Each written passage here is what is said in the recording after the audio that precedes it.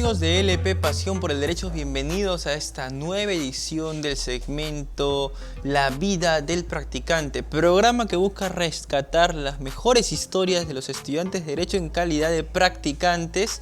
Hoy tenemos como invitados a dos amigos de la casa de LP. Ellos se conocen, yo me acabo de enterar hace unos minutos que se conocen, se han conocido en un curso de Derechos Humanos. Ya nos van a contar más detalles sobre el clic entre ambos. Rosana Taurima, ella hace prácticas en el área de asuntos constitucionales de la Defensoría del Pueblo, y Jason Carguapoma Ramos, que es practicante en el estudio del doctor Nakazaki Seminario. ¿Qué tal, chicos? ¿Cómo están? Bienvenidos a la tribuna de entrevistas de LP. ¿Qué tal? Buenas tardes. Hola, Francisco. Ustedes se conocen, chicos, se han conocido, según me han contado fuera de cámara, en un curso de verano de Derechos Humanos, ¿verdad? Sí. Sí, así es. ¿Pueden contarle a nuestro público cómo es que se formuló ese curso, quién lo dirigía, cómo es que ustedes se conocieron? ¿Dices? Bueno, hola, me llamo Rosa. Sí, bueno, Jason lo conozco en el 2018 cuando nos seleccionaron para un curso de la San Martín de Derechos Humanos. Bueno, lo bonito de ese curso era que, bueno, era muy intenso porque teníamos que ir como que desde las 8 de la mañana hasta las 9 de la noche. Y pues era casi todo el día estar ahí, o sea, no había forma que te regreses a tu casa, por lo menos en mi caso no, porque era desde La Molina y yo vivo en Barranco, entonces como que un viaje de casi 2 horas. Y pues inevitablemente tenías que, o sea, hablar con todos, ser amigos, ¿no? Y ahí conocí a Jason, estábamos con Jason, Alessandra, Nilda, Joseph, Joao, que son unos amigos que conocimos allá Rodrigo. o sea, y más personas que conocimos en ese curso, ¿no? Entonces, sí fue una buena experiencia. Sí, o sea, fue una experiencia extraordinaria, porque como dice Rosita, lo genial de ese grupo fue que nos permitió conocer compañeros de distintas universidades del Perú, e incluso fuera del Perú, del país. Hubo una compañera de Brasil, llegó. De Colombia, Dos de compañeros de Colombia. Sí, y nos acompañaron, nos hicimos muy buenos amigos, y sobre todo compartían pues esa pasión, ¿no?, por los derechos humanos, y nos compenetramos bien. Fue un grupo que hasta el momento nos seguimos comunicando, sobre todo en mi caso. Bueno, y nos están viendo pues en vivo, así que saludos para ellos. Sí, para el Centro de Estudios de Derechos somos décima edición. Sí, creo que no me acuerdo claro, Gaviotas. la edición. Sí. ¿En qué año fue ese curso? 2018. 2018. Verano del 2018. Exacto. ¿Y qué de particular tenía ese curso? Porque yo he entrevistado aquí a otros practicantes que también me han comentado de que se conocen todos ellos de justamente de este curso de Derechos Humanos. ¿Qué de particular tenía este curso de Derechos Humanos de verano a diferencia de otros? Yo creo que era la dinámica, o sea, de por sí, bueno, la dinámica era como que te daban las clases separadas en ciertos temas, ¿no? Por ejemplo, primero era Derecho Internacional, de ahí Derecho Constitucional, Derechos Humanos, y ya cuando era el fin de ciclo nos llevaron también a hacer actividades extracurriculares, ¿no? O sea, nos llevaron a que vayamos a este lugar el lugar de militares, Claro. el centro de Chavín de Huanca. Exacto, sí. Sí, pues, o sea, yo creo que la esencia del Centro de Estudios de Derechos Humanos, o sea, ese espíritu sobre todo es la pasión por el conocimiento y la defensa de los derechos humanos, ¿no? El conocimiento de poder abarcar tanto los derechos internacionales de los derechos humanos propiamente dicho, el conocer que los profesores que ya en la actualidad son grandes profesionales también han cursado por ese centro, tal que es como el doctor Benji Espinosa, el doctor Jefferson Moreno, si es que no me equivoco, la doctora Alexandra, la doctora Rosemary, que actualmente son docentes de la Universidad San Martín de Porres. Entonces, no es un curso relativamente nuevo, ¿no? Ya viene de una tradición. Así es. Ahora, pasamos a las preguntas de la batería que he podido formular aquí, y a todas las personas que están conectadas pueden dejar sus preguntas en la caja de comentarios. Todos los comentarios van a ser leídos para que nuestros panelistas puedan resolver sus inquietudes. Bien, Jason, ¿cómo llegas tú a trabajar con el doctor Nakazaki Seminario? A ver, bueno, establezco una línea de tiempo rápidamente. Yo inicio, mis primeras prácticas fue en la provincia de Huaral, de donde yo soy. Yo soy nacido de Huaral. Conocí a un abogado en un seminario de aquí en Lima, y era por la casualidad de que era de Huaral y tenía su estudio en Huaral. Entonces le pedí que deseaba practicar, amablemente me recibió. Trabajé de vacaciones, 2 meses, 3 meses. Luego vine a Lima hacia continuar con mis estudios. Ingresé a trabajar. Yo estaba orientado ya en la rama de Derecho Penal. Y bueno, cada vez que tenía oportunidad acudía a seminarios, ¿no?, particulares, eventos particulares, diplomados, donde pues participaban los doctores Jefferson Moreno, Benji Espinosa y entre otros abogados penalistas, pues, ¿no?, jóvenes. Entonces yo tenía esa aspiración, pues, ¿no? Entonces mi proyección fue, necesito trabajar, o en algún momento yo voy a trabajar en alguno de esos estudios, o de los doctores, ¿no?, pues, estudios jurídicos. Entonces, así que en la Universidad de San Martín me presenté y le dije al doctor Álvarez Irala, Claro. sí, claro, que deseaba trabajar, me presenté, me citó para una entrevista, me acudí a su estudio, de inmediato ingresé a trabajar, estuve un buen tiempo. Luego me retiré del estudio, pues, del doctor Álvarez Irala. ¿Eso cuándo ocurrió? Cuando Estamos Benji hablando... Espinosa estaba aún en el estudio del doctor No. ¿O Ya, Jefferson no, ya Moreno estaba en el estudio de aún no. Álvarez Irala? No, eso yo te estoy hablando de, bueno, el año pasado. Estamos hablando del año pasado, sí. Bueno, ya ellos, si bien es cierto, han pertenecido al estudio del doctor Álvarez, pero estamos ya del 2003, 2014, creo que es su temporada de los doctores, pues, ¿no? Yo soy de la temporada recién del año pasado, pero me pareció a mí, o fue un logro gratificante, ¿no? Porque el solo hecho de pertenecer ya a un estudio donde han pasado, pues, ¿no?, por esas oficinas, los doctores a que muchos compañeros admiran, pues, ¿no?, y lo trazan como una estructura o un profesional a seguir. Entonces para mí fue muy gratificante. Luego de terminar de mi tiempo con el doctor Álvarez Irala de trabajo, conozco al doctor Pablo Aldea en las aulas de la San Martín. Fue en un concurso interno de simulación de prisión preventiva, en donde el doctor Jefferson Moreno invita al doctor Pablo Aldea para que haga el papel de juez. Y pues acudió, ya sabía quién era Pablo Aldea. Bueno, creo que fue uno de los destacados, ¿no?, los sobresalientes dentro del concurso interno. Y también me presenté con el doctor Pablo Aldea, me felicitó por mi desempeño, me preguntó si estaba trabajando, le dije que, bueno, que sí, en tal estudio, me felicitó y me dijo que si en algún momento dejo de trabajar, que lo buscase, ¿no?, para poder tal vez tener una conversación. Y así fue, dejé de trabajar, lo busqué, ingresé a trabajar al estudio del doctor Pablo Aldea, y es ahí pues donde conozco al doctor César Nakazaki Seminario, que era parte ya del equipo, era uno de los asociados. Y es allí pues donde nació la relación y la amistad que aún tenemos pues con el doctor César Nakazaki Seminario. Y bueno, y actualmente me encuentro laborando, pues, ¿no?, en este proyecto que ha iniciado el doctor, y decidí pues dar un paso al costado también del estudio del doctor Pablo Aldea para poder hacer futuro, pues, ¿no?, junto con el doctor César Nakazaki. Y Rosita, ¿cómo es que tú llegas al área de asuntos constitucionales de la Defensoría del Pueblo? Además hay que precisar de que tú toda tu vida te has querido especializar en asuntos constitucionales, ¿verdad? En humanos. En derechos humanos, por supuesto, Sí. ¿cierto?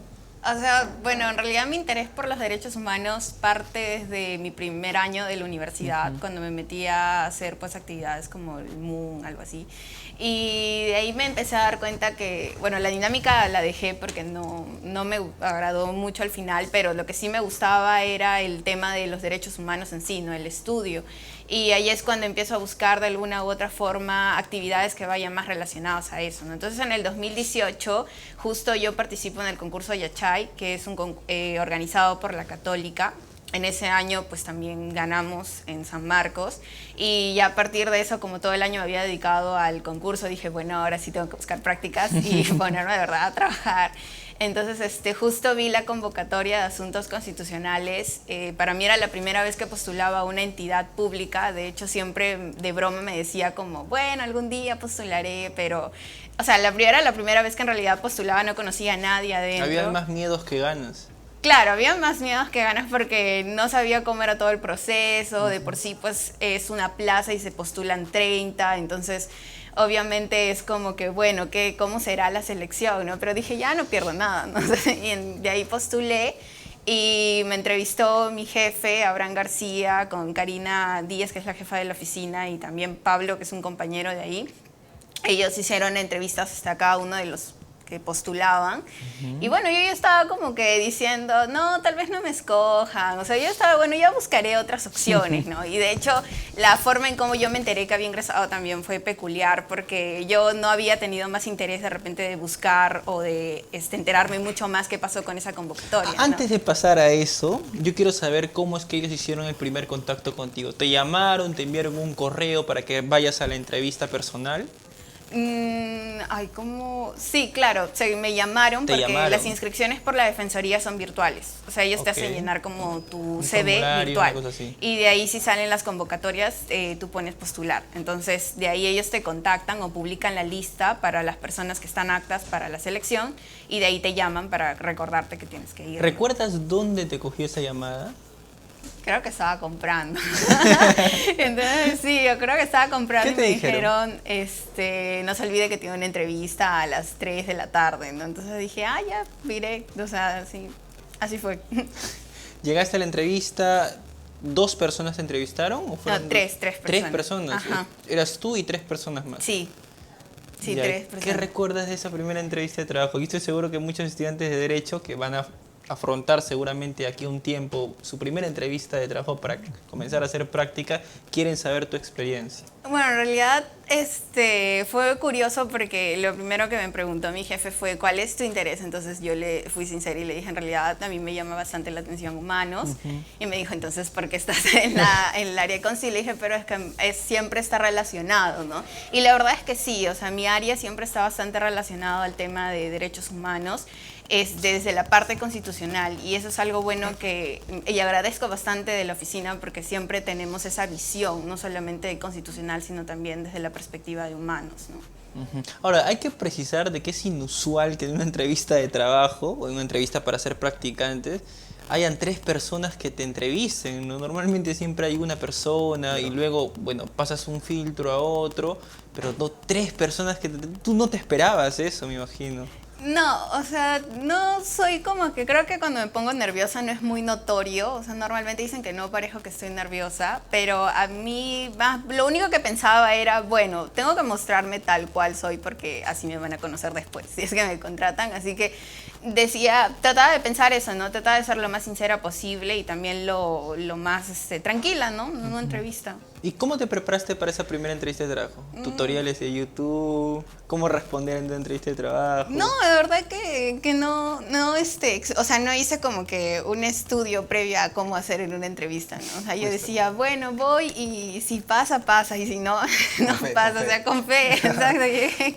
¿Y luego de cuántos días te confirmaron o te indicaron de que habías sido seleccionada? Creo que fue luego de una semana y yo me enteré por un compañero que también había postulado a la entrevista, ¿no? Entonces este compañero, él sí estaba llamando, incluso creo que había llamado a la oficina y me comentó unos días como, oye, he llamado y me han dicho que van a mandar ya el resultado, pero a mí no me han mandado nada, a ti te han dicho algo. Y yo le dije, no, o sea, no sé. Entonces de ahí justo me retiré y empecé a revisar mi Gmail porque tampoco soy de revisar mucho mis correos y ahí veo que me habían mandado de que yo había sido admitida, ¿no? Que vaya a dejar mis papeles. Entonces era como, bueno, ya me enteré que yo había sido seleccionada. ¿Cómo celebraste ese gran logro? Le llamé a mi mamá, le conté emocionado, obviamente, lo que había pasado. Justo eso fue para noviembre del 2018, pero mis prácticas empezaban en enero. Entonces me dejaba tiempo para acabar bien la universidad, para poder tener algo libre y después ya empezar en enero del 2019 mis prácticas. Jason, ¿cómo tú afrontaste tu primera entrevista de trabajo para comenzar a hacer tus prácticas? Y a ver, entrevista de trabajo propiamente dicho, fue justo cuando iba a ingresar al estudio del doctor Pablo Aldea. Él justo creo que estaba de viaje fuera de aquí del país y pues me dice que me cita tal día, tal fecha al estudio y me dice que las personas o los doctores quien me va a entrevistar era el doctor Nelson Chino, actual asociado del doctor Estudio Pablo Aldea, y el doctor César Nakazaki. Y entonces como que me tomó de sorpresa, pues, ¿no? No sabía que él era parte de ese equipo, pues, ¿no? Y creo que también había ingresado a trabajar el doctor César Nakazaki. Me acerqué y era mi primera entrevista. O sea, si bien es cierto, ya había trabajado en otros estudios, bueno, te pongo el ejemplo del doctor Álvarez Irala. Supuestamente fui para la entrevista Y es cuando que me presento, ingreso y le dice el doctor Álvarez a la secretaria, derívalo a tal piso, junto con los muchachos, con el doctor Antonio Huanca Pacheco, y para que le diga qué es lo que tiene que avanzar. O sea, inicié así. Fuiste con tu Yo fui currículum. preparado, claro, yo fui preparado, ¿no? ¿Cómo te preparaste? ¿Veías también videos de YouTube? No, yo dije, bueno, temas de conocimiento, dijo, bueno, el doctor es, obviamente, quien lo conoce es un maestro, pues el doctor Álvarez Irala, ¿no? En el tema del derecho penal, procesal penal. Entonces dije, bueno, de cabeza. Y empecé toda la madrugada, no dormí, a comerme el código, algunos libros importantes, y estudié. Y acudí, pues, ¿no? Hacía la entrevista, y me tomó de sorpresa que ese mismo día empecé a trabajar, inicié a trabajar y estuve por varios meses. Y ya cuando postulo al estudio del doctor Paolo Aldea, recién es donde, digamos, paso por un filtro, pues, ¿no? Por la entrevista de estos dos doctores. Y sí, fui un poco nervioso, pues, ¿no? Sí, fui un poco nervioso y no... pero bueno, la pasé genial porque me dio confianza, como eran jóvenes también los doctores. Entré en confianza, me dijo que me relaje y creo que de ahí fluyó la entrevista. No lo sentí tan pesado. ¿Te formularon alguna pregunta incómoda? ¿Qué es lo típico en una entrevista de trabajo? A ver, una pregunta que yo recuerde. Creo que me preguntó... ¿Cuáles son tus defectos? Sí, o sea, claro, sí, creo que era una pregunta así me lanzó el doctor César. Y donde yo creo dije, tal vez que soy un poco, a ver, perfeccionista, ¿no? O sea, yo lo di por ahí, ¿no? Perfecto. Y me gusta yo ese momento pues de nerviosismo, ¿no? Que te pregunta y te va a agarrar de sorpresa. Y fue una cosa así, entonces ahí donde se generó el plan de broma, ¿no? No, todo fluyó, no me puse incómodo, no recuerdo una pregunta que me haya puesto como que tenso o haya quedado sin preguntar, o sin responder, perdón. Todo fue muy tranquilo, muy tranquilo. Luego de esa primera entrevista de trabajo, ¿a los cuántos días te comunicaron de que ya podías comenzar a hacer prácticas en el estudio del doctor Paolo Aldea? ¿O fue en ese mismo momento? No, fue la entrevista, me dijeron, di un examen escrito, me tomé una práctica escrito, sí, el doctor César Nakazaki me tenía preparado unas preguntas donde sí me hizo patinar, sí, y luego de esas preguntas volé, y bueno, estaba un poco apenado, ¿no? Apenado y un poco frustrado, pues, ¿no? Porque era un tema que me gustaba, pero no pude, me sentía un poco incómodo con mi persona, porque yo creo que no había desempeñado, no me había desarrollado tal como quería. Yo pensé que no me iban a llamar. Y bueno, justo tenía un compromiso con mis padres y en la noche me escribe el doctor Paolo Aldea. Y me dice, Jason, tengo muy buena referencia de tu persona. Los doctores quienes te han entrevistado, bueno, me han hablado muy bien de ti.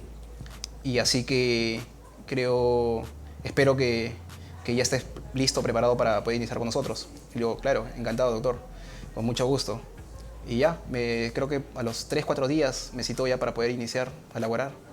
Y ahí pues estuve como 4 meses aproximadamente con el doctor Pablo Aldea. Y así Ahora, fue. los practicantes, vamos a hacer un paréntesis, los practicantes siempre tenemos un problema, bueno, cuando uno comienza a hacer sus prácticas se encuentra frente a un problema. No sabe si autodenominarse un practicante cuando le preguntan, ¿no? ¿En dónde trabajas? Hacer la precisión, no trabajo, hago prácticas, o referirme al centro donde me encuentro como un trabajador más. ¿Se han enfrentado ustedes a ese conflicto personal? Yo cuando hacía prácticas, yo señalaba, ¿no? Trabajo en tal lugar, no precisaba, hago prácticas en tal lugar. Por una cuestión práctica, ¿no? Tampoco voy a estar precisando que hago prácticas o que estoy trabajando. ¿Se han enfrentado ustedes a un conflicto parecido? En mi caso, normalmente siempre digo que soy practicante, o sea, Ajá. no digo como soy trabajadora, porque no tengo el régimen laboral, pero usualmente la gente piensa que cuando tú les dices eres practicante, señalan que no te pagan, pues, o sea, te dicen, no te pagan, y tú tienes que decir, no, sí, Sí, de esa hecho, también sí, es otra pregunta que te hacen. sí, sí me pagan, sí tengo o sea, bajo la ley tengo mi subvención y todo lo demás, ¿no? Entonces sí, o sea, a mí no me molesta mucho decir trabajador, practicante, o sea, el uno y el otro no. Lo que sí es la aclaración de, bueno, en realidad sí me pagan, estoy trabajando. Y eso. Bueno, a ver, cuando me preguntan dónde trabajas, no he tenido ese problema, o sea, normal, trabajo en tal estudio, o en los diferentes estudios donde he trabajado, trabajo en tal estudio, ¿no? Y bueno, sí, cuando a veces me dicen, ¿eres abogado? Ahí hago la aclaración, Claro, ¿no? porque a veces Claro. la pregunta es directa, ¿dónde trabajas? Claro, ¿no? En tal estudio, ¿no? Dice, uno Exacto, dice, pues. pues, ¿no? Dice, entonces eres abogado. No, bueno, yo le digo, estoy camino a. estoy, prospecto de abogado. prospecto de abogado. Sí. ¿Qué diferencias encuentras, a la luz de tus años de experiencia como practicante, qué diferencias encuentras entre las funciones que desarrolla un abogado y las funciones que desarrolla un practicante en un estudio jurídico? ¿Son las mismas? No son las mismas. Porque un abogado ya, digamos, colegiado ya, que ejerce la profesión, creo que el gran peso que tiene sobre su persona es esa responsabilidad, pues, ¿no? Porque si bien es cierto, hay un equipo detrás de él, del doctor, que lo apoya, a quien ese grupo dirige el doctor, si bien es cierto, quien da la cara hacia el cliente o con el cliente va a ser el jefe, pues, ¿no? El doctor. Entonces, esa responsabilidad lo tiene el abogado, pues, ¿no? Quien se para en la audiencia, quien sale en un caso mediático, ¿no? Sale en Justicia TV, o quien hace el ridículo, quien desempeña un papel importante, va a ser el doctor. Si es que no, como equipo, como profesional, no desempeña un buen trabajo, cae toda la responsabilidad contra esa persona, pues, ¿no? No creo que sea mi papel. ¿Y cómo tú has podido detectar esa tensión de la propia responsabilidad de un abogado colegiado, ¿no? Dentro de tu centro de labores? Ya. Porque yo sé que ustedes, por ejemplo, en el estudio del doctor César Nakazaki Seminario, son todos muy unidos. Sí. Hay mucha confianza. Sí, demasiado. Entonces, imagino que tú en calidad de practicante has detectado en ciertas circunstancias cómo es que tu jefe, César Nakazaki Seminario, se siente tensionado frente a esa responsabilidad que acabas de mencionar. A ver, nos ha pasado ya en algún momento donde teníamos, por ejemplo, que entregar una casación. Tenemos que ingresar una casación al día siguiente. Y entonces tú ves, bueno, yo veía al doctor César en que esa preocupación, ¿no? Esa preocupación, ese interés de ser o desarrollar al detalle, hacer un buen trabajo, un desempeño perfecto para bienestar del cliente, pues, ¿no? Entonces, uno nota, pues, ¿no? Que dice, Jason, por favor, necesitamos avanzar esto, lo otro, necesitamos ingresar el escrito, la casación al día siguiente. No hay tiempo que perder. Coge tal libro, lee tal libro, nos reparte los roles, pues, ¿no? Para cada persona. Entonces, yo creo que esas ganas, pues, ¿no? De querer hacer o entregar un buen trabajo, está la tensión, pues, ¿no? Sobre todo de poder desempeñar un trabajo de calidad, pues, ¿no? Como lo viene o como lo hace el doctor César Nakazaki. Rosita, ¿es cierto que cuando uno comienza a hacer sus prácticas preprofesionales, las notas de la universidad tienden a disminuir por inercia? En realidad sí es bien complicado el ritmo de trabajar y estudiar. O sea, yo creo que es uno de los mayores retos de un estudiante en sus últimos años. De hecho, bueno, el año pasado yo empecé justo en mi 5º año, ¿no? De la universidad, entonces era como que un ritmo bien pesado. Ir a trabajar temprano, yo entro a las 9 y mi horario es hasta las 3:45 por allí, entonces de ahí me alcanza tiempo para poder ir a la universidad, de la universidad también ver los cursos y aparte otras actividades a las que uno pues está acostumbrado a veces a estar, ¿no? Por ejemplo, el año pasado yo llevé la competencia de Colombia, entonces era como que tiene que estar en 3, 4 cosas a la vez y ser súper, creo que lo principal que me ayudó bastante era ser súper disciplinada y metódica, ¿no? Las cosas que tenía que hacer, pero también algo que creo que es muy importante en ese ritmo es la oficina o el lugar donde estás trabajando, ¿no? En mi caso, en la Defensoría, es mi oficina, todos somos también personas, somos un gran equipo porque somos muy unidos y aparte somos amigos.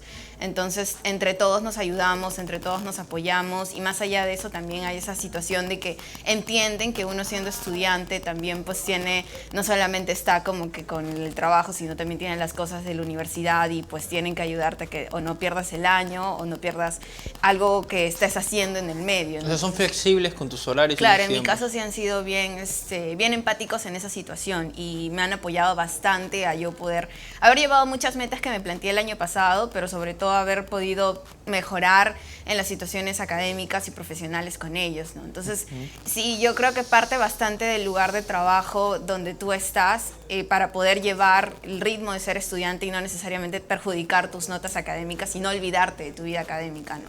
Y creo que eso es sumamente importante, que los estudios y todo centro laboral de prácticas deben de entender que también, o sea, un estudiante pues llega a su casa a las 12, 1 de la mañana, se duerme y de ahí al otro día tiene ese ritmo y a veces tienes exámenes finales, se junta todo, hay competencias y estás como, ¿y ahora cómo hago todo? ¿No? Entonces sí. Tú has mencionado una experiencia internacional en Colombia.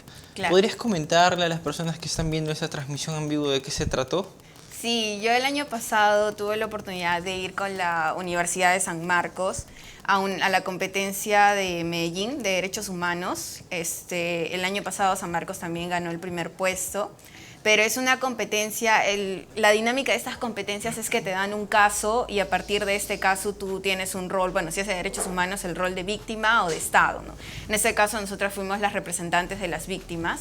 Logramos el primer puesto después de pasar por muchas fases, porque primero es la fase del memorial, y que es un escrito que se tiene que presentar donde están todos tus alegatos, y de ahí la fase oral, y todo ella es en Colombia. Entonces, era de verdad, fue un reto bien fuerte, pero creo que, como le comento, hubo bastantes cosas que me apoyaron un montón, y yo resalto mucho lo que me ayudó bastante la Defensoría, todos mis amigos que están allí, desde mi jefe Abraham, Karina, Néstor, Jorge, Silvana, Pablo, Nilda, todos los que están apoyando ahorita, y Lucho, que bueno, ahora está en el Congreso, todos ellos me ayudaron bastante que yo pueda llevar ese concurso, ¿no? Entonces, sí era una dinámica muy pesada por todas las fases que tenía, pero de alguna u otra forma encontré bastante apoyo en mi lugar de trabajo.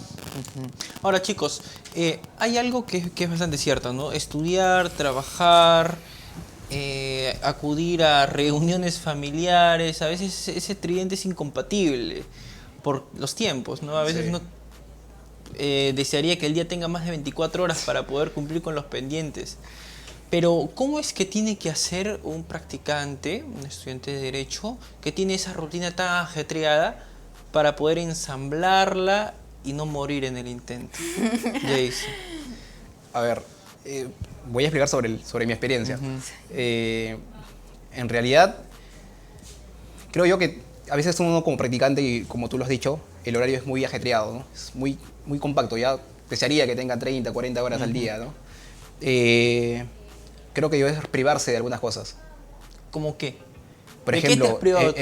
en pasar tiempo con mi familia. Yo soy de provincia, hay semanas que no he asistido, pues no, a visitar a mis abuelas, a visitar a mis padres, a mis hermanos. Toda mi familia está allá. Entonces yo estoy aquí solito, digamos, ¿no? Bueno, y ya la parte de mi familia, que es el equipo, ¿no? El estudio donde estoy. Entonces en ese tema yo creo que en lo personal me he privado, pues, ¿no?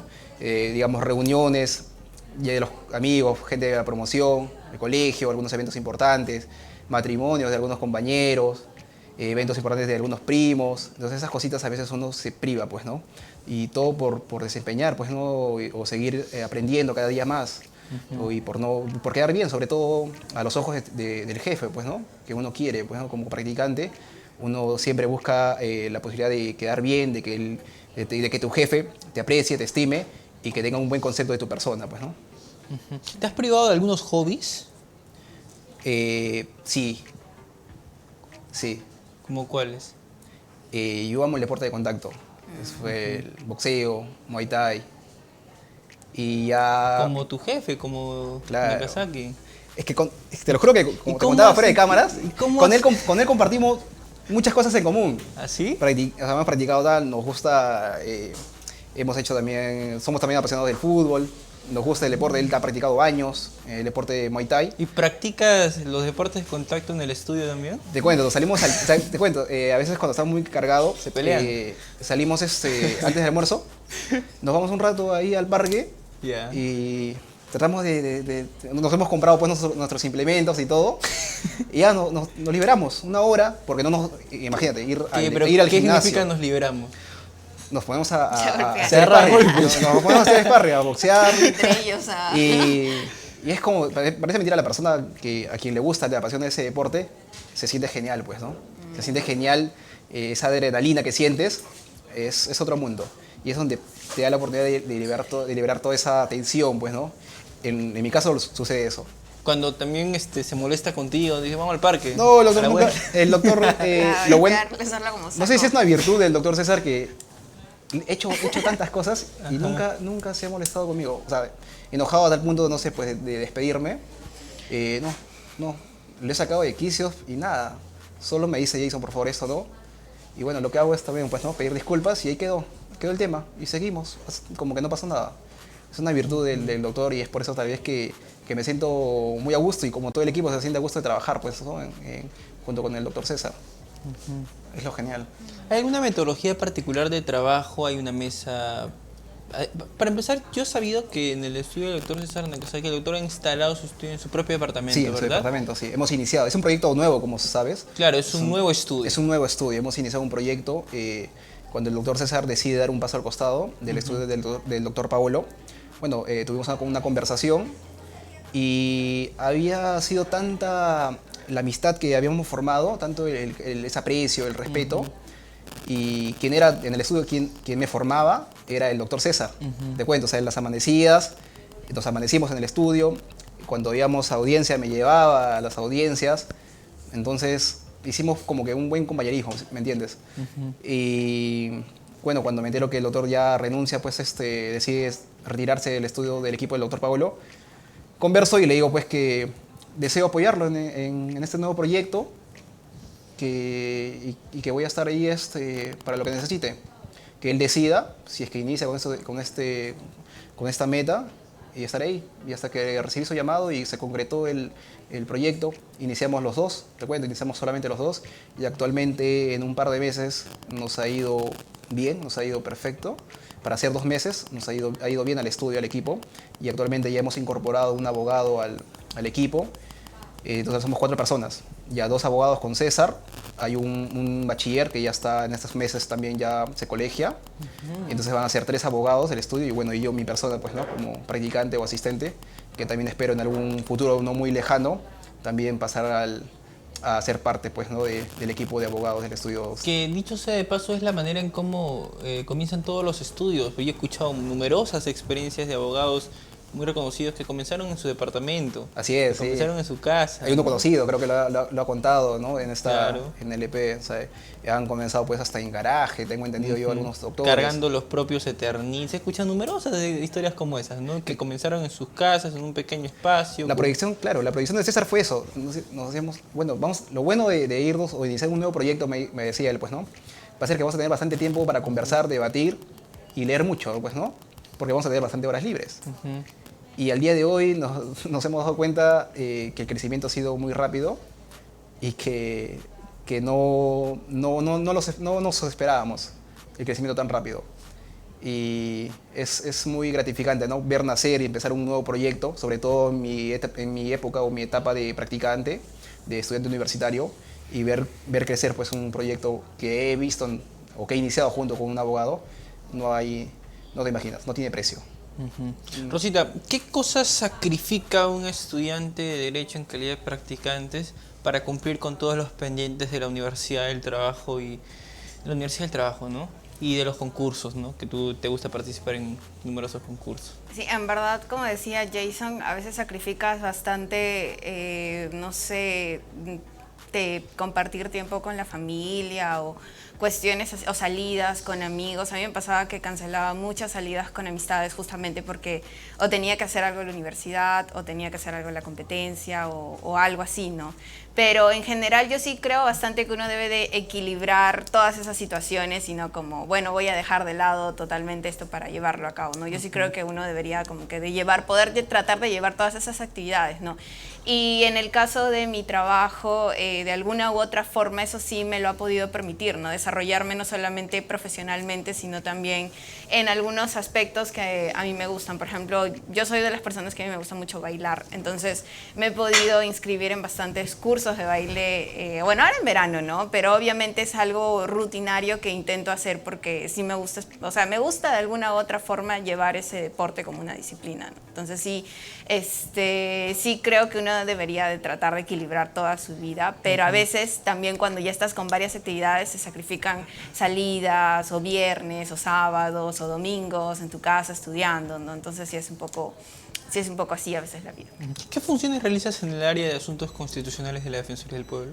Bueno, el área de asuntos constitucionales en verdad es una de las áreas más, creo que siempre tiene que ver mucho con los temas controversiales que están pasando, ¿no? Por ejemplo, el caso de Ana Estrada, que es justamente el que se está llevando por parte de la Defensoría, lo ha visto por parte de mi oficina y también otras oficinas de la Defensoría, y de alguna u otra forma los practicantes nos encargamos a veces de hacer ayudas memorias, tratar de hacer breves reseñas del caso, si hay alguna demanda que pueda apoyar un poco el sustento que se le va a dar a los escritos, a los informes. Generalmente también el área de asuntos constitucionales, cuando estaba el Congreso, bueno, ahora también que va a volver el Congreso, hace la revisión a los proyectos de ley, ¿no? Para que porque muchas veces te consultan si es constitucional o algo así, entonces tú tienes que emitir una opinión respecto a eso. Y también observamos casos que a veces nos trasladan las oficinas defensoriales provinciales y también las de Lima. Entonces tenemos que estar como que al tanto. Creo que lo último que ha sacado la Defensoría el año pasado, bueno, es mi oficina. En mi oficina tenemos 3 líneas, lo que es la libertad de expresión, lo que es el acceso a la información y el acceso a la justicia. Y yo he podido apoyar en el acceso a la información en unos informes que se sacaron el año pasado sobre datos personales. Entonces, esos informes teníamos que hacer llamadas, o bueno, en mi caso yo tenía que llamar a todas las oficinas provinciales diciéndoles, por favor, remítanos los escritos, remítanos las encuestas, y de ahí sistematizarlo, y de ahí que todo eso pase a un informe para que se pueda llevar, o para que pueda imprimirse y darse al ciudadano, ¿no? Ahora, ¿hay una estructura para formular ese informe?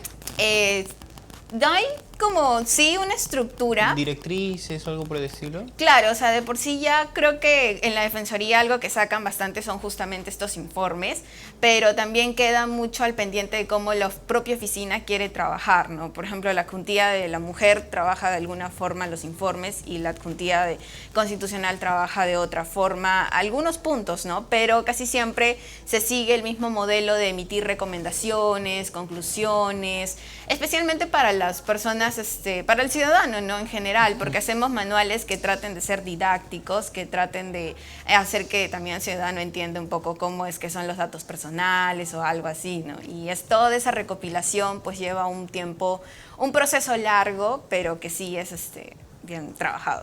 Ahora, ¿es cierto que cuando llegan pedidos congresales, yo he escuchado esto en numerosas instituciones públicas, se deja de hacer los pendientes que se está avanzando por destinarle prioridad al pedido congresal? No necesariamente, creo. Nosotros nos han llegado así pedidos congresales, bueno, del año pasado, pero también creo que como el propio equipo se organiza de alguna forma, te dicen como ya, está bien, tú te encargas de estos pedidos congresales y otros se encargan de algún caso o alguna opinión que tenga que emitirse o algo así, ¿no? Entonces, normalmente tratamos de siempre llevar, o sea, todo caso o todo informe que nos lleven a la oficina, tratar de resolverlo inmediatamente, designándole a un comisionado, y el comisionado se encarga de trabajar con un practicante, ¿no? Entonces eso es lo que normalmente se intenta hacer para poder hacer lo más rápido posible la respuesta o algo así. ¿Y cómo es que se puede trabajar de manera articulada, ¿no? Porque entiendo que son varias áreas que trabajan de manera articulada, incluso creo que la abogada del caso de Ana Estrada es Josefina Miro Quesada, claro. ¿Verdad? Ajá. Ella es una asesora externa, ¿cierto? Ella es asesora, trabaja directamente con el defensor, claro, el gabinete. Lo que pasa es que... ¿Cómo es la comunicación? Bueno, la comunicación supongo que, bueno, yo no estoy muy al tanto de eso, pero sí creo que debe ser de manera de correos, coordinaciones, también reuniones grupales que se dan, ¿no? Entonces, especialmente cuando son casos polémicos como lo de Ana Estrada, como el caso de Ugarteche también, que nosotros en algún momento pues emitió opinión, se intenta llevar lo que son la comunicación a otras oficinas que sean también de una u otra forma su interés, ¿no? En este caso es la Oficina de Asuntos Constitucionales, gabinete estatal.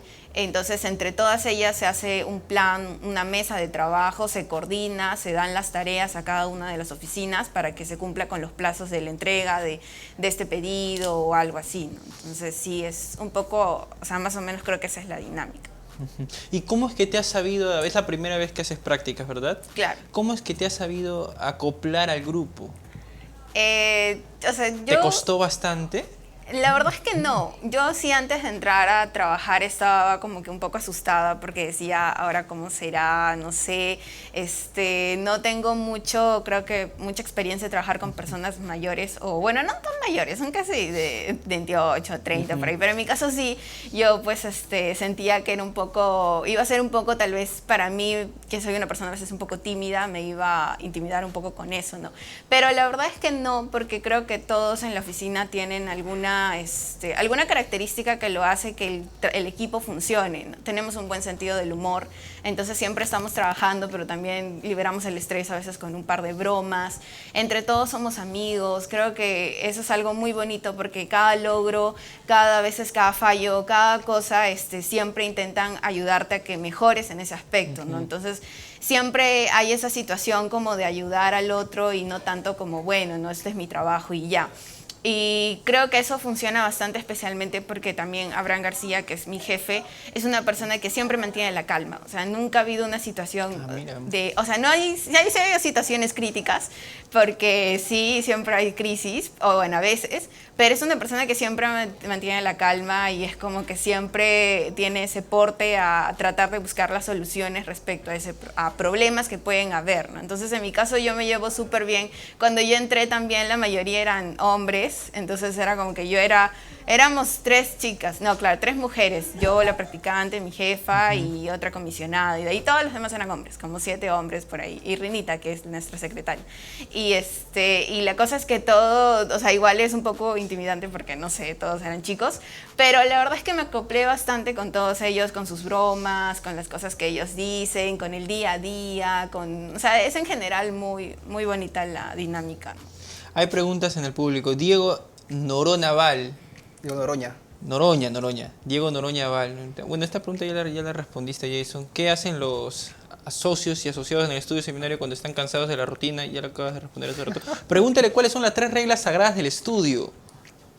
¿Quién no manda eso? Noroña. ¿Cuáles son las 3 reglas sagradas del estudio? A ver, ¿No te acuerdas? Sí, sino que, bueno, lo voy a decir. La primera regla es cuando uno, digamos, sabe que ha hecho algo que no le han mandado o no lo ha hecho de la manera que le han indicado y decide dar excusas, pues, ¿no? Tontas. La primera regla es, bueno, pide disculpa y no des excusas tontas y sigue trabajando. No excusas, pide disculpas y sigue trabajando. Ya. La primera regla.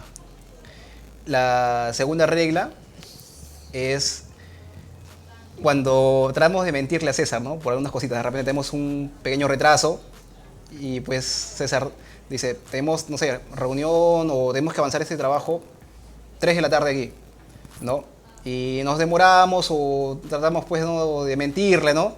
Y César se da cuenta y nos dice, no sean graciosos, ¿no? Yeah. Esa es la segunda regla, no tratarlo de agarrarlo de tonto a César. Es la segunda regla, solamente dar explicaciones. Y la tercera regla ya me lo quedo, es una regla interna ya del estudio. No lo puedo decir de No lo manera puedo decir. elegante.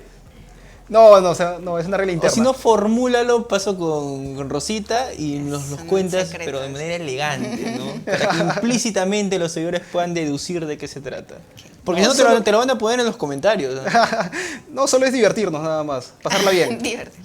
Pasarla bien en equipo, es la tercera regla, Ya. divertirnos. Tu jefe pregunta, Jason, que te cuente la del policía de Miraflores. Sabía que... ¿Qué pasó? Ya, a ver, un día tenía que ir a averiguar pues un caso que está en la comisaría ahí de Miraflores. ¿Ya? Entonces acudo y para consultar en qué estado pues se encuentra tal caso, pues, ¿no? Y el policía pues me da la información de manera general. Yo también peco pues, ¿no?, de no pedir información específica. Llamo a César, digo, mira, hay tal cosa. Jason, pero te he pedido esto. Regreso de nuevo y espera, voy a consultar. Regreso segunda vez y el policía me dice, bueno, el parte ya salió ponte, el 22. Ya fue emitido el parte el 22. Pero la entrevista había sido, por ejemplo, la declaración había sido ponte, el 24. O sea, yo no, te lo juro que no me había percatado entre las fechas, ¿no? Si la declaración había sido el 24, ¿cómo el parte va a salir el 22? No hay forma, pues. Salgo y le digo, César, dice que el parte ya lo han emitido el 22. Dice, Jason, pero si la entrevista ha sido el 24, les estoy diciendo el 24. Regreso por tercera vez, obtengo la información, llego a la oficina y César pues se mata de risa y me dice, un policía te ha agarrado de tonto. El horno. Del horno. Tú que eres mi pupilo, campeón nacional en litigación, primer puesto en tu universidad y no me puedes averiguar ese dato. Y ya, pues de ahí me agarró de punto, ya pues. Y eso ocurrió... Ahora, recién, serán 3 semanas atrás. Vamos a suponer que te agarró en tus 5 minutos. Sí, o sea, es que estuvimos, te lo juro que está tan ajetreado, es que llegué y es que había gente pues, ¿no? en su oficina del efectivo, es como que ya a tal fecha me dio, anoté y no saqué pues no el cálculo, ¿no? Si la declaración había sido el 24, ¿cómo va a emitir el parte del 22? Y ya pues pequé de no ser tan específico, no ser tan cuidadoso en ese tema, pues, ¿no? Fue un tema muy gracioso, pues, ¿no? Ahora. Silvia Paola Escudero Casanova pregúntale a Rosita, ¿cómo fue tu primera semana en la adjuntía? Es mi amiga Silvana de la oficina. Tiene un bebito que se llama Piero, que también le mando saludos, porque es su bebito. La primera semana en la oficina fue muy curiosa porque, bueno, yo como le comentaba, había estado muy... como que tenía un poco así de timidez, de miedo, porque dije me adaptaré, de repente no me llevo bien, no sé. Y me acuerdo que habían ahí todavía está Jorge trabajando en la oficina y había otro comisionado que se llamaba Cristian. Y fue muy chistoso porque las primeras semanas yo no hablaba no hablaba en general, no les decía mucho. Y me acuerdo que un día estábamos almorzando todos en la oficina, porque siempre almorzamos allí, tenemos como una mesita, entonces todos nos sentamos a compartir. Y creo que en ese momento fue, Cristian se sentó justo a mi costado y la cosa es que no sé qué estaba haciendo Cristian, que tenía un vaso de chicha y yo estaba con un vestido blanco, me acuerdo. Y la cosa es que ahí me empujó su vaso de chicha y me cayó encima de todo mi vestido. Entonces fue la primera semana en mi trabajo. Y yo estaba toda ensuciada, entonces obviamente me asusté. Él obviamente ayudó también, busqué pues un cambio de ropa porque no me iba a quedar así de alguna forma, pero a partir de eso también sentí que se rompió el hielo un poco en la oficina, ¿no? Porque hoy fue un momento muy curioso y muy chistoso. Y Jorge también es un comisionado de la oficina que también con él siempre me molesto porque él es como que está a mi costado. Entonces siempre es como que él le molesta y yo también le molesto, pero es un buen amigo también. Entonces era como que yo la primera semana también me molestaban con Jorge porque a veces es como que él dice que él habla mucho a los practicantes o algo así. Pero es como que no, en realidad él no es así, no es su propia forma de ser. Entonces, pero de alguna u otra forma allí fue cuando entré un poco más en confianza con todos los de la oficina, ¿no? Y también los llegué a conocer mejor a cada uno de ellos, ¿no? Que te cuente qué hizo con su primer pago, me dice tu jefe. Pero tienes que contar la verdad, hermano. A ver. Porque tu jefe sabe qué hiciste con tu primer pago. ¿Qué hice con mi primer pago? Déjame recordar que hemos tenido... Mientras vas recordando, ¿cómo es que un practicante tiene que comenzar a cobrar? Rosita, a ver. ¿Cómo es que un practicante que en un primer momento no cobraba, tiene que comenzar a cobrar? Bueno, a mí siempre por la ley me dieron para cobrar, ¿no? O sea, no es como que no. ¿Y qué hiciste con tu primer sueldo? Yo, no me acuerdo, la verdad es que sí he gastado a veces un poco, o sea, cuando ya tienes plata es como que, no sé, te vas un día a comprar algo y de ahí dices, pero también me falta esto, pero también te falta el otro y de ahí te das cuenta que solo te quedan 100 soles en tu cuenta. Entonces es como que para vivir todo el mes, ¿no? Porque te pagan después. Y pero algo que también he acostumbrado es ahorrar un poco de eso, ¿no? Más especialmente porque el año pasado, como iba a ir al concurso, pues tenía que juntar todo lo posible para poder pagarme, costearme el vuelo, o costear un poco los gastos allá, ¿no? La inscripción. Entonces, sí, era como que trataba de no ser tan así como, bueno, paso la tarjeta y me compro un montón de cosas. Pero sí, sí trataba de ver, pues, medir un poco pero sí también tenía mis momentos como, bueno, esta casa que está bonita, esto está bonito. Entonces ya lo gastaba y de ahí me quedaba con 50 soles. Al menos, de verdad, no alcanza mucho. ¿Ya recordaste, Jason? Creo que sí. Creo que me fui también de compras, creo. Sí, es lo primero que haces cuando tienes tu sueldo. Pero sí, compré algo compulsivo y no me medí. Compulsivo. Y sí, creo que como que despilfarré pues, en ese, como mi primer sueldo. Que ha sido recientemente, ¿no? Jason, ¿cómo comienza tu día? En temporada académica, por supuesto, ¿no? Ya. ¿A qué hora te despiertas? ¿En qué distrito vives? ¿Te Ya. desplazas en bus, en transporte público? ¿Cómo es que comienza tu día? Mira, a partir de que estoy con César, ya casi 2 meses, la rutina a la que estaba acostumbrado cambió bastante. Ya, por ejemplo, cuando recién inicié a trabajar, por la hora estricta pues, ¿no? de llegada, 8 de la mañana, otros estudios 9 de la mañana, con el tráfico que era Javier Prado, ir a la universidad, regresar a la oficina, luego dirigirme a mi habitación. Mi día empezaba a 5 de la mañana. Me despertaba a 5 de la mañana, hasta que me alistaba, las cosas. ¿Vives cerca de la universidad? A la universidad sí, pero nunca he ¿Ya? vivido cerca de los trabajos. O sea, a la universidad estoy un paso. Estoy, actualmente, hace un mes estoy casi al frente de la universidad. Y meses anteriores estuve a 6 minutos, 5 minutos de la universidad. Siempre he vivido relativamente cerca de la universidad, pero los trabajos no. O sea, se me hacía un poco complicado irme de donde me quedo hasta la universidad, perdón, hasta el trabajo, que ir a la universidad o clases cruzando la pista nada más, pues, ¿no? Pero siempre he tenido ese problema. Entonces siempre he sido de las personas que, o como creo que la gran mayoría de practicantes, ¿no? Despertarse temprano, en mi caso 5 de la mañana, alistar mis cosas, 5:30, cerca a las 6, ya mientras que alisto algunos pendientes, voy camino a la oficina, y 8 de la mañana, que era el ingreso pues, ¿no? en anteriores trabajos. Y hasta fecha de salida sí nunca he tenido. Aparte de la universidad que me daban permiso, regresaba a la oficina cuando había pendientes. Y bueno, eran amanecidas tras amanecidas.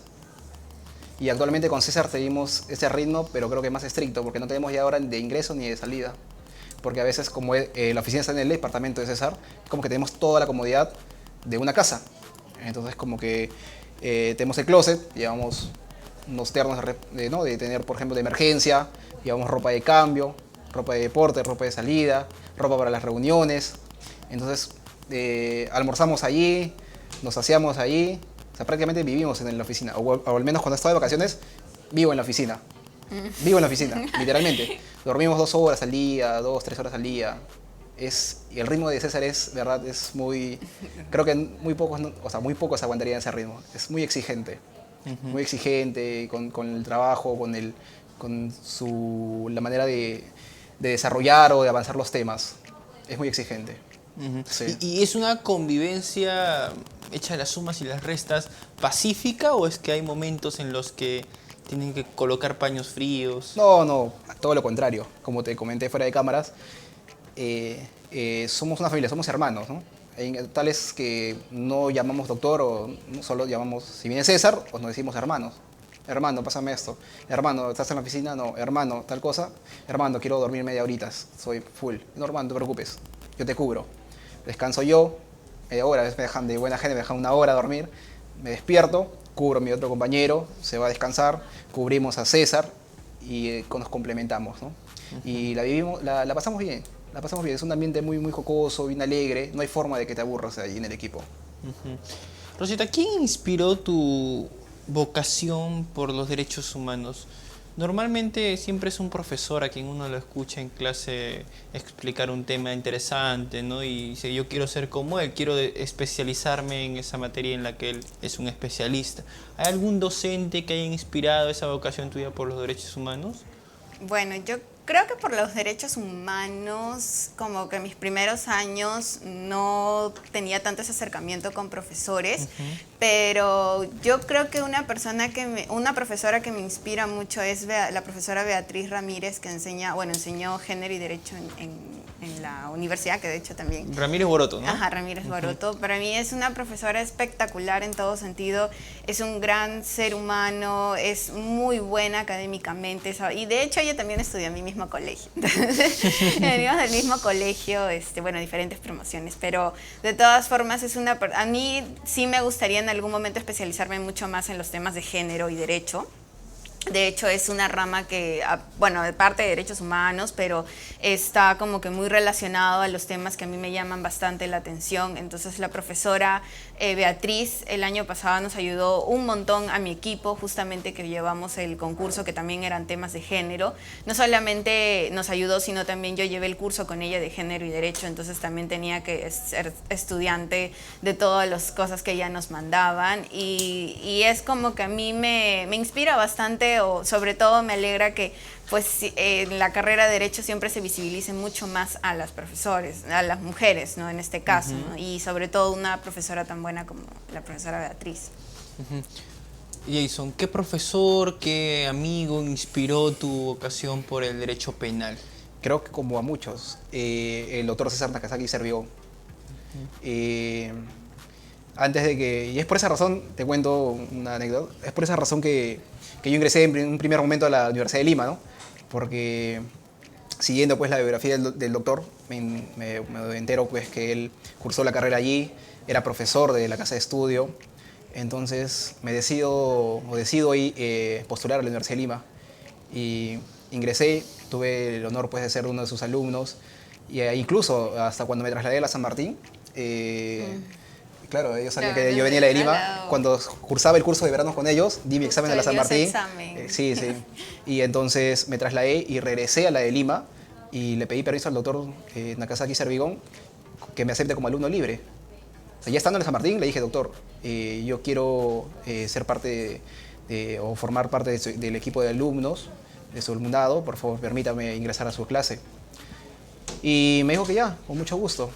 Y como pequeña anécdota, y nunca lo voy a olvidar, y lo he compartido en algún momento con César, es que al final del ciclo yo me acerco y el doctor César Nakazaki me dice, te felicito por tu empeño, sigue adelante, sigue con esas ganas y serás grande, ¿no? Entonces, palabras o una anécdota de que nunca me voy a olvidar, ¿no? Mientras que algunos alumnos, por ejemplo, se retiraban de la clase, yo estaba ahí como alumno libre, a pesar de que no era del ciclo regular de ellos, yo estaba ahí en primera fila, opinando, y es por eso que me gané una consideración de su JP, de su jefe de prácticas del doctor Nakazaki, que es el doctor Exxon Vilcherres, ¿no? Que ahora le acompaña a muchas audiencias del doctor. Y sí, conocí al doctor también, que me apoyó bastante. Bueno, en conclusión, el doctor Nakazaki Servión fue la persona a quien yo me inspiré, pues, ¿no? ¿Recuerdas, Jason, cuál fue tu primer pendiente en tu primer centro de prácticas? Ya. ¿El primer mandado? Claro. La práctica, como te comenté hace un momento, yo inicié haciendo prácticas en la provincia de Huaral. Bueno, era un estudio pequeño, no había tanta carga, ¿no? Laboral. Inicié como todo practicante yendo a la Fiscalía, Poder Judicial, a hacer seguimiento a los casos. Ya cuando ingreso a trabajar ya en el estudio aquí en Lima, del estudio del doctor Álvarez Irala, justo estaba con un caso fuerte, extenso, que era el mal llamado Escuadrón de la Muerte, el caso de los policías SWAT. Y ya ahí me dedicaba pues a armar diapositivas, armar los descargos, buscar los elementos de comisión de descargo que nos puedan favorecer para poder desvirtuar pues, ¿no? la tesis de la Fiscalía. Entonces ya inicié como un poco más a fondo. Pues, ¿no? ¿Ese fue tu primer pendiente? Ese fue mi primer pendiente. Ingresé, mi gran amigo, mi hermano, el ahora ya doctor Antonio Huanca, me pidió pues, ¿no? que elaborar o buscar en un Excel, hacer cuadros, elementos vinculantes, no vinculantes, y leer pues tomos tras tomos la información, buscar información para poder seleccionar y que ya en el momento de la audiencia nos puedan servir, ¿no? O puedan servir al doctor que va a asumir la defensa, que puedan servir para su oralización, pues, ¿no? ¿Y tu primer pendiente en Huaral? Fue el de hacer seguimientos. ¿El hacer seguimientos? Ahí hacía seguimientos nada más. Seguimientos, porque era tan pequeño el estudio que el doctor hacía todo. Solo me decía, Jason, por favor, averigua esto. O lo máximo que habré hecho tal vez puede ser buscar información de algún libro o por ahí tener una conversación de algún tema en específico, ¿no? de la materia, pero era mínimo. Estuve 2 meses también, estuve por vacaciones, pues, ¿no? ¿Y qué errores cometiste durante tus inicios como practicante? Creo que como de todo, haber perderse a veces, no ubicarse muy bien a veces al momento de hacer, o no sé, en un juzgado, por ejemplo, en Barreto, cuando está el juzgado, a veces no ubicarse muy bien. Creo que fue eso, no poder ubicarme en específico o no traer toda la información a veces. Preguntaba de manera general, si me mandaban a averiguar A, yo averiguaba A nada más. Entonces ya he aprendido que si me mandan a averiguar A, tengo que averiguar A, B, C y todo el abecedario si es posible. Entonces eso lo he ido como que aprendiendo, pues, ¿no? Poco a poco. Sí. ¿Cuál fue tu primer pendiente, Rosita? Me acuerdo que la primera semana que llevé vi un tema de constitucionalidad sobre centros poblados en Trujillo con Néstor. Empezamos a trabajar los dos este tema.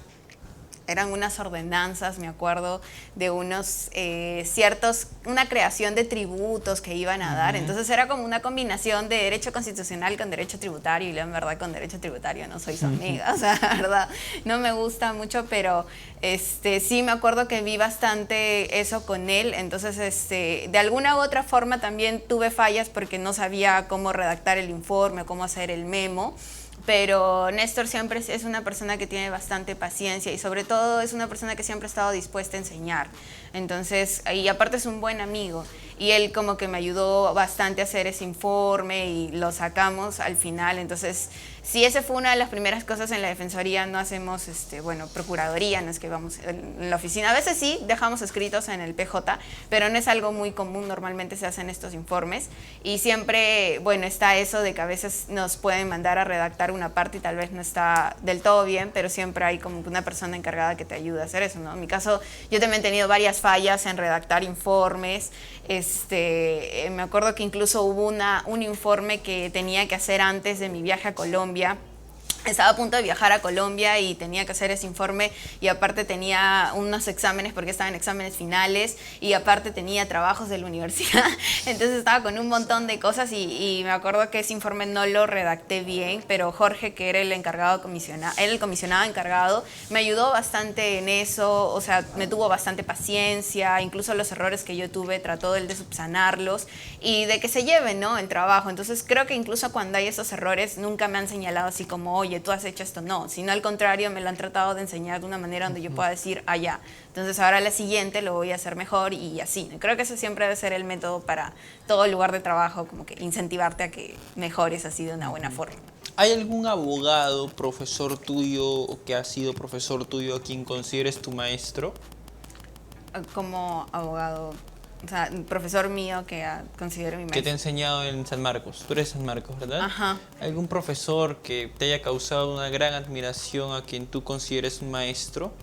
Bueno, yo considero, aparte de la profesora Beatriz, una persona que admiro mucho también a Abraham García, que es mi jefe, porque él también es profesor y de hecho es una persona que también siempre ha estado viendo bastantes cosas, ¿no? Entonces también él nos ha enseñado, al menos las veces que he conversado con él y hemos tratado de ver algunos temas, siempre ha estado dispuesto a hablar, a conversar y sobre todo a enseñar un poco más para que la idea del practicante es que también aprenda, ¿no? Y eso lo lleve ya cuando sea pues egresado, titulado. Entonces sí, yo considero que sí es un gran maestro. ¿Qué consejo de vida recuerdas que te haya ofrecido tu jefe, ¿no? Consejo de vida. Creo que muchos, en verdad. Lo que me ha enseñado Abraham bastante es a siempre ser sincero y sobre todo auténtico, ¿no? Y mostrarte tal cual. Era como que creo que si algo me molestaba o si algo no me parecía, él era como que es la clase de jefe que siempre te dice, dilo. O sea, no te quedes así, si algo no te gusta, si algo no te parece, dilo, exprésalo sin juzgarlo y sin criticarlo, ¿no?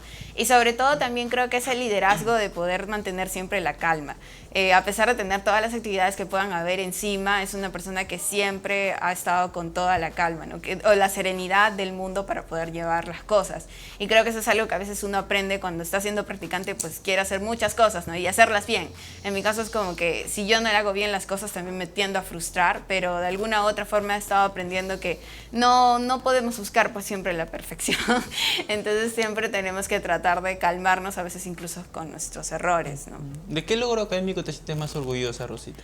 últimamente me siento bien feliz por lo de Colombia. Siento que eso ha sido un gran evento en mi vida. O sea, ya había llevado una experiencia anterior con lo del Yachay, que era nacional. ¿Vas a viajar, de hecho, a la Corte Interamericana de Derechos Humanos? A la comisión. A la Comisión en Interamericana de Washington. Derechos Humanos. Sí, o sea, eso también es como que una vez se dice por qué las cosas pasan de alguna forma, y yo había planeado incluso viajar al American el año pasado, que es el concurso que se da en Washington, pero por cuestiones del destino, por falta económica, bueno, no tener el sustento económico, no pude viajar. Entonces ahí nos animamos todo el equipo para ir a Colombia. Y bueno, lo vimos como una experiencia como, bueno, hay que intentar. No, más allá de intentarlo, igual ya habíamos tenido todo un trabajo detrás, ¿no? Que es algo que justo habíamos comentado con las chicas en su momento. Y pues el premio es un premio súper tentador, es una pasantía que te pagan absolutamente todo, el viaje, el viaje, tu bolsa de viaje, tu apartamento, o sea, todo, y te dan aparte una subvención para tus alimentos. Entonces es como que ahí no gastas nada. Y sí, o sea, obviamente ha sido para mí algo súper genial que me haya pasado eso, porque ya en unos años estoy programando ese viaje, especialmente el próximo año, que ya soy egresada de la universidad, y es pues trabajar en la Comisión Interamericana, ¿no? Que es el sueño de toda persona que se dedica a los derechos humanos y que en algún momento ya no quiere estar leyendo el informe de la comisión, sino ya estando viendo el informe o haciendo el informe de la comisión, ¿no? Que es súper genial para mí. El viaje es todo pagado. Sí, todo pagado. Jason. ¿Tú sabías eso, Jason? ¿Sabías eso? Claro, sí. Claro. Mira.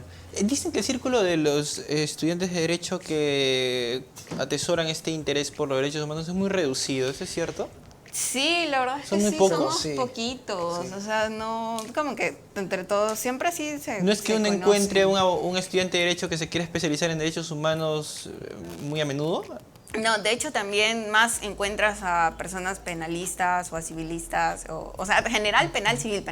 Incluso antes de entrar a la carrera, yo también veía solo, debe ser penal y civil nada más la carrera, ¿no? Ya me dedicaré a una de las dos ramas. Pero ya cuando entras te das cuenta que el derecho tiene un montón de ramas y un montón de especialidades, y en cada rama tiene su propio punto, ¿no? Entonces, la parte de la rama de derechos humanos es una rama mucho más cercana, porque pues los trabajos siempre están mezclados con alguna otra rama, o normalmente sí son trabajos netamente. La Defensoría, por ejemplo, ven todo lo que es humanos y consti, y otras áreas más, el Tribunal Constitucional o algo así, pero otras instituciones parecidas, pero en general son más estudios de penal, de civil, tributario. Entonces, cuando nos conocimos en el curso, pues de alguna u otra forma seguimos manteniendo el contacto, porque siempre estamos allí, ¿no? O sea, estamos como que, ya mira, estás en penal, pero de ahí estás en una institución pública, de ahí estás en esto, estás en un concurso. Cuando yo me fui a Colombia, me encontré también con un amigo que había llevado el curso con nosotros, pues claro. Un parcero.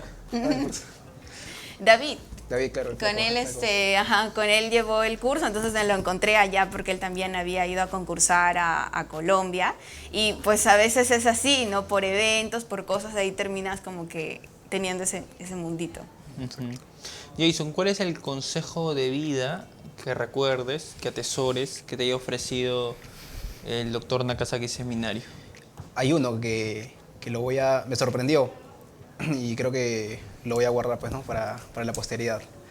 Te cuento, una vez nos citaron para una reunión en un lugar X, y el caso era unos temas de lavado de activos. Era de un empresario. Era un empresario que tenía una capacidad económica lo suficiente, ¿no? Como para poder solventar el agua que deseaba. Nos convocaron, César me dio que lo acompañara a esta reunión de trabajo.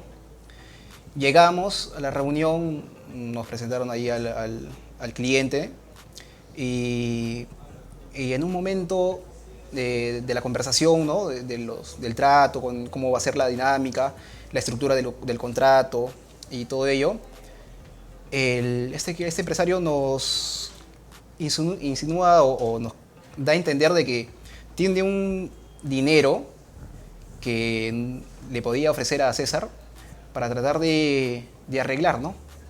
O sea, ¿me entiendes? De manera ilegal, tratar de salvar ese problema. Y que tal vez él tenga contactos lo suficientemente notorios como para poder salvar, pues, ese problema el cual estaba metido, Le involucrado. ofreció una coima. Sí, en Que pocas sea palabras, el sí. mediador, el intermediario para Exacto. ofrecer una coima. Exacto. Le dio a entender. No le dijo, ¿sabes qué, doctor? Tengo este dinero. Te cuento, era un dinero lo suficiente. Yo me asombré. Porque lo suficientemente como para poder mudarnos a una oficina top.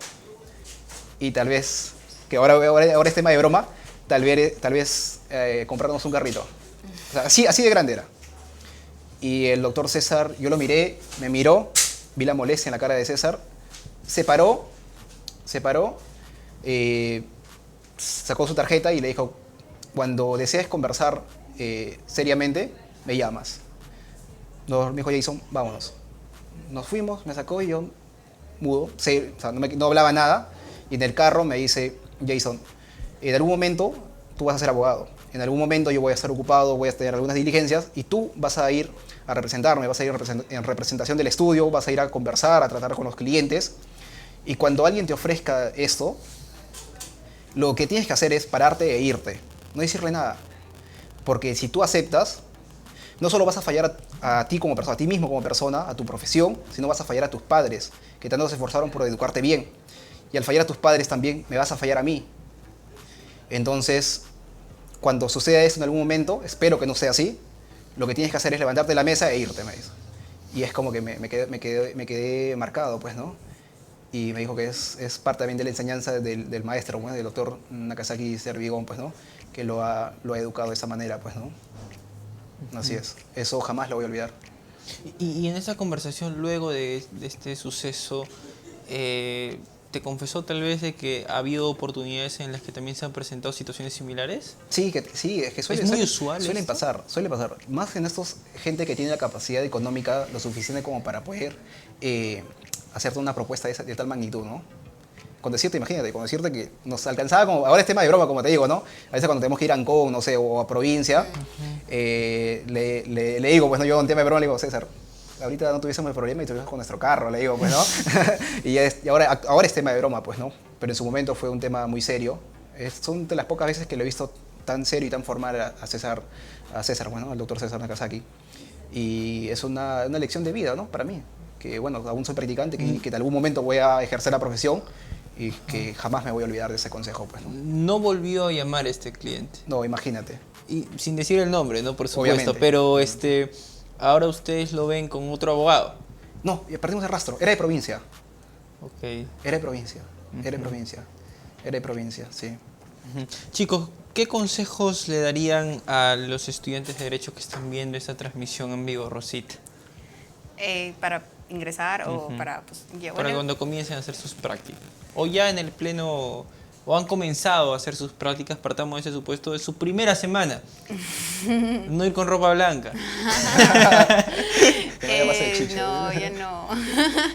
Yo creo que lo más importante es siempre estar preparado académicamente. También antes, o sea, si bien en mi entrevista me evaluaron lo que era tal vez mi personalidad, también evaluaron bastante qué tanto conocimiento yo tenía respecto a la materia, y creo que eso es algo fundamental en todo estudiante de Derecho. Siempre debe de conocer la materia de Derecho, no solo su especialidad, sino en general alguna parte de cada especialidad de Derecho, porque siempre es útil. Y creo que eso también te va a ayudar a empezar con un poco para cuando ya estés en el lugar de trabajo, pues aprender mucho más, entender tal vez más las dinámicas. El derecho de alguna forma en instituciones públicas es distinto a llevarlo en un estudio. En el caso de un estudio, como dice Jason, es ver el caso, y esas dinámicas no te las enseña el libro de derecho, pero sí te las enseña la propia práctica, pero sí es necesario que tengas atrás un sustento, ¿no? Y en el caso de las instituciones también es necesario que puedas reconocer bastante qué es lo que hace la institución pública donde estás, ¿no? Y cuál es su importancia, sobre todo en el país, ¿no? En el caso de la Defensoría, a mí me parece que es una institución pública sumamente importante, que la forma o la orientación en cómo se defienden los derechos de las personas siempre debe de estar resguardada de grandes especialistas, y yo creo que en mi oficina cada uno de los comisionados, comisionadas y practicantes que estamos allí siempre intentamos aportar a nuestros jefes un poco de lo que sabemos para que el trabajo justamente llegue sustancioso, ¿no? Y ser enriquecedor. O sea, debemos de siempre estar estudiando, estar a la vanguardia, tratar de siempre estar lo más actual posible con las materias constitucionales. En mi caso, a mí también, si bien yo me he orientado mucho más a humanos en las actividades que he hecho, también constitucional es algo que he aprendido bastante en mi oficina, ¿no? De hecho, Luis Roel me enseñaba mucho lo que era el tema de procesal constitucional. Él me ayudaba bastante con algunos temas que yo no entendía. Se daba la molestia de poder explicarme algunas figuras procesales que a veces pues no me quedaban claras en los cursos. Y también, más allá de eso, siempre cuando hay alguna duda de algún tema, o en general, ¿no? Alguna duda, algún tema incluso hasta personal, puedes pedir consejo en tu oficina. Entonces creo que lo más importante es siempre ser sincero sobre todo tu trabajo también, ¿no? De cómo eres tú para que se desenvuelva bien el grupo de trabajo y existe ese ambiente pues de equilibrio, de compañía, de humor y todo lo que es necesario en un centro de prácticas, ¿no? Jason, ¿qué consejo le darías a un estudiante de Derecho que su primera semana como practicante tiene miedo? Bueno, que se tiene que mentalizar, o es lo que yo hice, que se tiene que mentalizar de cuál es su objetivo. Si su objetivo es llegar a ser como la persona que aspira o su jefe que tiene como referencia, que debe utilizar todas las armas y no rendirse, pues, ¿no? Tratar de aprender cada día, preguntar, sobre todo preguntar, ya no sea a su jefe directo, pero siempre hay compañeros que te reciben pues, en el estudio del grupo, que te reciben con los brazos abiertos, con ganas de poder, ¿no? Poder orientarte, pues, ¿no? La dinámica del estudio, porque cada estudio, cada equipo tiene su forma o sus criterios de trabajar. Eso, que sean perseverantes y que traten y de no olvidar ese objetivo que tienen en la carrera y hacia el futuro, pues, ¿no? Creo que es lo más importante para mí, pues es lo que yo hago, pues, ¿no? Chicos, ¿ustedes ya se han proyectado o han vislumbrado cómo es que va a ser el día de su graduación y sobre todo a quién le van a dedicar ese gran logro académico? Rosita, ¿a quién tú le vas a dedicar de aquí a un tiempo, ¿no? tu título, cuando ya te gradúes, te titules? Yo en definitiva se lo dedicaría a mi mamá y a mi tío, que son la familia más cercana que he podido tener, o sea, porque en realidad tengo. Mi mamá es una persona pues que durante todos estos años ha luchado con un montón de cosas y siempre ha buscado salir adelante, ¿no? Entonces es una dinámica entre las dos, porque las dos vivimos, bueno, solas con nuestro perrito, y siempre cuando a veces hay problemas, a veces hay cosas, uno pues piensa, y ahora, pero después te das cuenta que cuando estás muy unida a tu mamá, las cosas empiezan a funcionar mucho mejor y empiezas a tratar de también mejorar como persona. Entonces, para mí el título no ha sido solo un logro mío, o sea, yo si bien he puesto casi todo mi empeño en los temas académicos, es prácticamente un logro también de mi mamá, ¿no? A veces sacrificarse, ir a su trabajo temprano, llegar a la casa, dejarme algo para comer, a veces los días que yo no tenía algo que ponerme ella a buscar o algo así. Entonces, esa ayuda, ese apoyo a veces es imposible si es que ella no hubiera estado. Entonces, para mí la graduación no solamente es personal, sino es una graduación también de ella por todo el esfuerzo que hace, ¿no? Y lo cual creo que, como ella siempre dice, siempre se notan los resultados, porque pues todo lo que ya estoy tratando de aperturarme un poco es parte del proceso que ella también estaba a mi lado. Jason, ¿a quién le vas a dedicar tu título? También a mis abuelos, a mis padres, sobre todo a mi mamá, quien me está viendo, es el amor de mi vida. Bueno, mi familia nuclear, ¿no? Mis hermanos, y como dice Rosita, no solo es mi logro, sino también logro de ellos, pues, ¿no? Porque sin ellos, sin el apoyo de los padres, de los abuelos, no estaríamos cumpliendo este objetivo, esta meta que uno tiene como estudiante, o por qué uno inicia, o por qué uno ingresa o está a la universidad. Entonces, ese logro es para ellos. Muchísimas gracias, chicos, por participar en esta tribuna de entrevistas en el segmento La Vida del Practicante. Ojalá podamos tenerlos de aquí a un tiempo, ¿no? Conversando acerca de otros logros académicos que ustedes puedan conseguir. Muchísimas gracias, chicos, en serio. No, Gracias a ti, Francisco. A todas las personas que han seguido esta transmisión en vivo, no olviden de conectarse. Todos los días tenemos entrevistas de este tipo, tocando temas académicos, o el jueves también vamos a tener otra edición de La Vida del Practicante. Es un programa producido desde la multiplataforma del portal jurídico más visitado de todo el Perú, LP Pasión por el Derecho. Pueden seguirnos en nuestra página web lpderecho.p y en todas nuestras redes sociales para que puedan notificarles vídeos como estos. Yo me despido de todos ustedes aquí en su programa La Vida del Practicante. Permiso.